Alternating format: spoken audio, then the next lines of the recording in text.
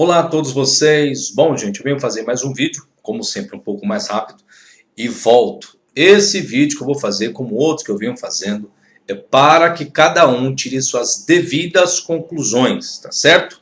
Isso não quer dizer que o que eu esteja colocando aqui é algo que eu concorde, não.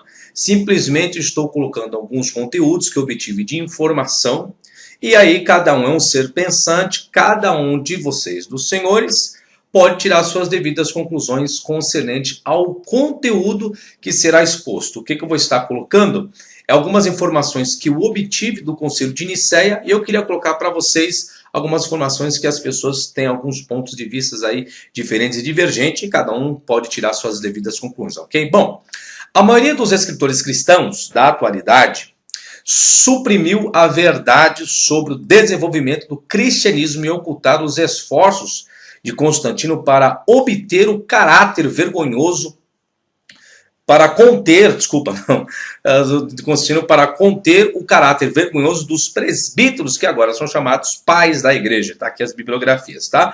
Que depois os senhores podem consultá-las. Eles foram enlouquecidos, disse ele, Constantino. Tá aqui a bibliografia. Vamos para a parte de baixo aqui. Depois você volta o vídeo aí e vê as bibliografias que foram utilizadas, tá? Registros antigos revelam a verdadeira natureza dos presbíteros, que antigamente chamavam-se presbítero, Alexandria, vários, né? Depois foram chamados de pais da igreja. E a pouca consideração em que foram realizados os concílios foi sutilmente reprimida por modernos historiadores da igreja. Vamos subir. Na realidade, eles foram os companheiros mais rústicos, ensinando estranhos paradoxos. Eles declararam abertamente que ninguém estava apto a ouvir seus discursos, pois eram ignorantes. Eles nunca apareciam nos círculos dos mais sábios, mas se infiltravam entre os ignorantes em cultos, divulgando nas praças, feiras e mercados. Grupos de presbíteros tinham criado muitos deuses e muitos senhores, conforme 1 Coríntios 8,5. E numerosas seitas religiosas existiam, cada um com diferentes doutrinas, segundo Gálatas 1,6, se vê isso escrito lá, registrado. Grupos de presbíteros entraram em confronto sobre os atributos de seus vários deuses e criaram vários altares para competir com outros grupos. O que dá a entender? Que esses presbíteros que estavam em outras localidades ainda não difundiam apenas uma única religião. É esse o conteúdo que dá a entender, que eles dividiam várias religiões. E aí cada um tira o seu devido conceito. Tá isso no quarto século. Do ponto de vista de Constantino, havia várias facções, ou seitas, né, como alguns queiram chamar. E ele começou a desenvolver uma religião abrangente durante um período de confusão. Em uma época de ignorância crassa, em 9/10 dos povos da Europa eram analfabetos.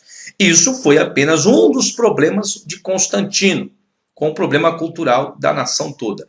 Simplesmente não havia nenhuma religião cristã no tempo de Constantino. Existiam cristãos, né, que foram denominados lá em Alexandria. Mas, Alexandria? Ou esqueci até... Antioquia, desculpe, Antioquia, não Alexandria, Antioquia. E a igreja reconhece que o conto de sua conversão e batismo é inteiramente lendário. Então alguns acham que é totalmente uma lenda. Está aí as bibliografias que eu estou colocando. Constantino nunca adquiriu um conhecimento teológico sólido e dependia fortemente de seus assessores em questões religiosas. Ele não tinha um conhecimento teológico e dependia apenas dos seus assessores. De acordo com Eusébio, que é o pai da igreja de 260 d.C., Constantino observou que entre os presbíteros havia facções, brigas, e era necessário estabelecer um estado mais religioso. Mas ele não conseguia trazer um acordo entre as facções.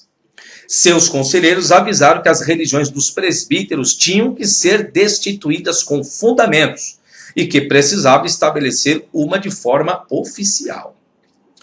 Constantino, então, viu nesse sistema confuso de dogmas, fragmentado, a oportunidade de criar uma nova religião e que se ligasse ao Estado, neutro em termos de conceito e para protegê-lo por lei. Quando conquistou o Oriente em 324, enviou seu conselheiro religioso espanhol Osíris de Córdoba a Alexandria com cartas para vários bispos, exortando-os a fazer as pazes entre si. Então a briga era enorme. A missão falhou e Constantino, provavelmente por sugestão de Osíris, Em seguida, emitiu um decreto ordenando a todos os presbíteros e seus subordinados que viessem à cidade de Niceia, na província romana da Bitínia, na Ásia Menor. Hoje parece que é a atual Turquia, uma coisa assim. Eles foram instruídos a trazer com eles os testemunhos que discursavam para a multidão em códice, para a proteção durante a longa viagem, e entregá-los a Constantino no momento da chegada em Niceia.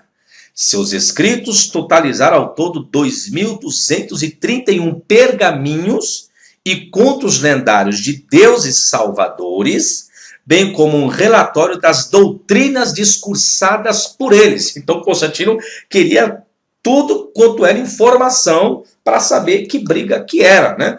E tinha até a questão da diário, que alguns pais da igreja colocaram isso. Depois eu vou ver se eu consigo trazer um pouquinho do debate que houve do presbítero Ário também, que era em Alexandria. Só que não existiam, existiam vários, né? Primeiro Concílio de Nicéia, os registros desaparecidos. Vamos lá. Assim, o primeiro encontro na história eclesiástica foi convocado e hoje é conhecido como Concílio de Nicéia. Foi um evento bizarro que forneceu muitos detalhes sobre o pensamento clerical desde o início e apresentava uma imagem clara do clima intelectual vigente na época. Foi nessa reunião que o cristianismo nasceu, e as decisões tomadas no momento é que são difíceis de calcular. Cerca de 4 anos antes de presidir o conselho, Constantino havia sido iniciado na ordem religiosa do Sol Invictus, um dos 2 cultos de prosperidade que consideravam o Sol como o único Deus supremo, na época de Constantino, e o outro foi o mitraísmo.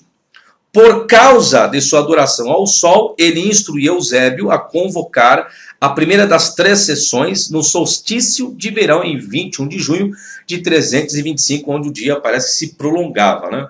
Ainda mais no verão. Está aqui a bibliografia da informação que foi obtida.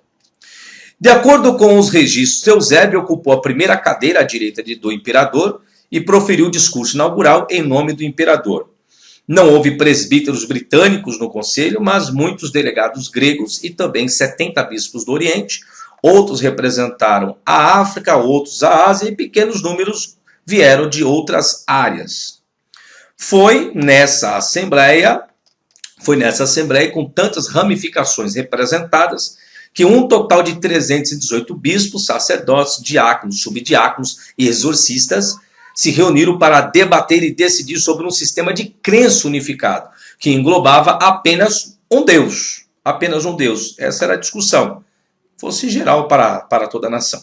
Por esta altura, uma enorme variedade de textos discutíveis, tá? E a bibliografia, circulava entre os presbíteros, e eles apoiavam uma grande variedade de deuses e deusas, orientais e ocidentais, como Júpiter, Baal, Thor, Apolo, Ares, Taurus, Minerva, Mitra, Teos, Ate, Indra, Hermes, Tamuz, Ial, Saturno, Máximo e etc. Uma porrada de deuses aí, que estavam tentando escolher qual seria o melhor.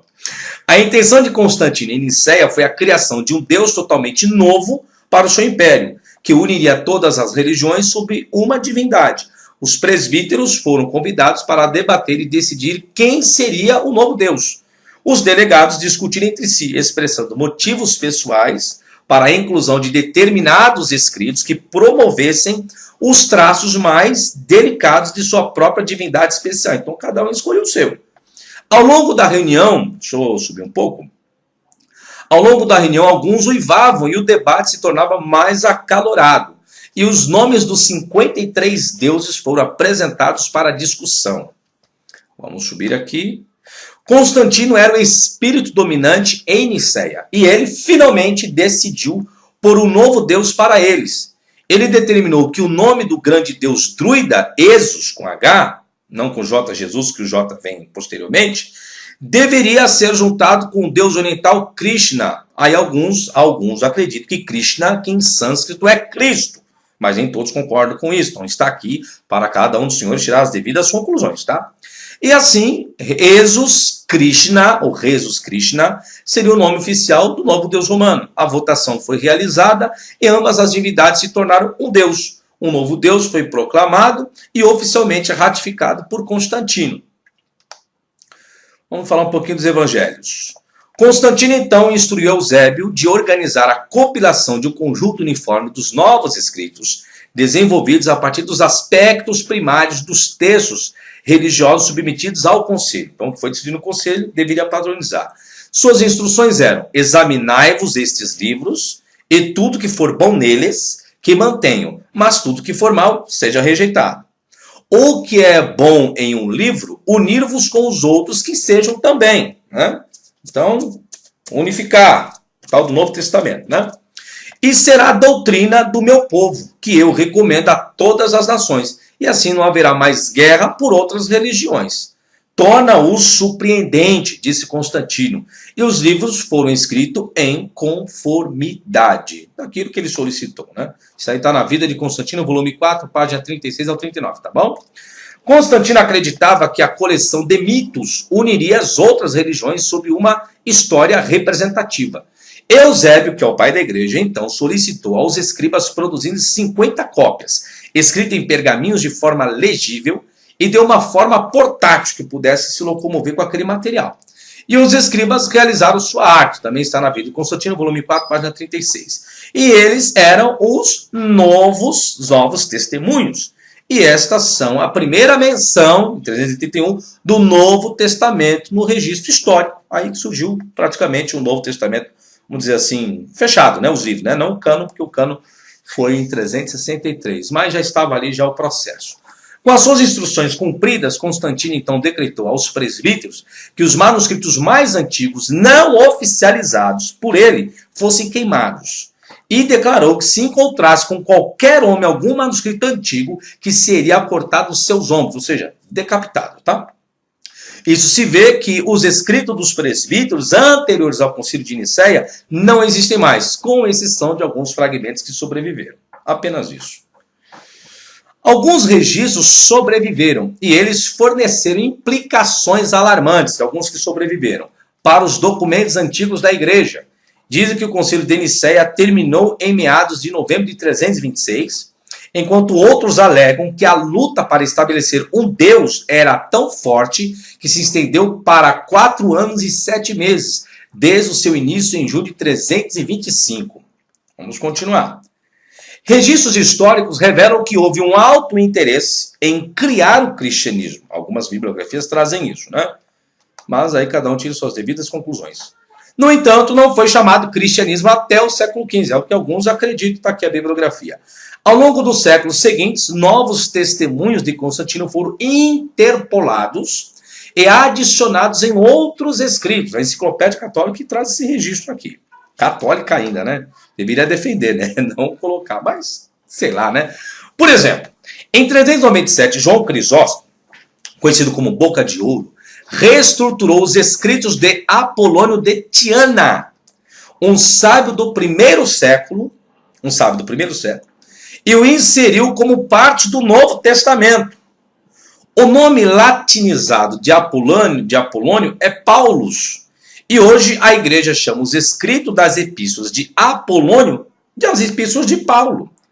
Apolônio teve um companheiro de nome Damis, um escriba assírio, que é o Demas do Novo Testamento, 2 Timóteo 4,10. Está aqui a bibliografia de quem trouxe essa informação, e cada um julgue da forma que achar melhor.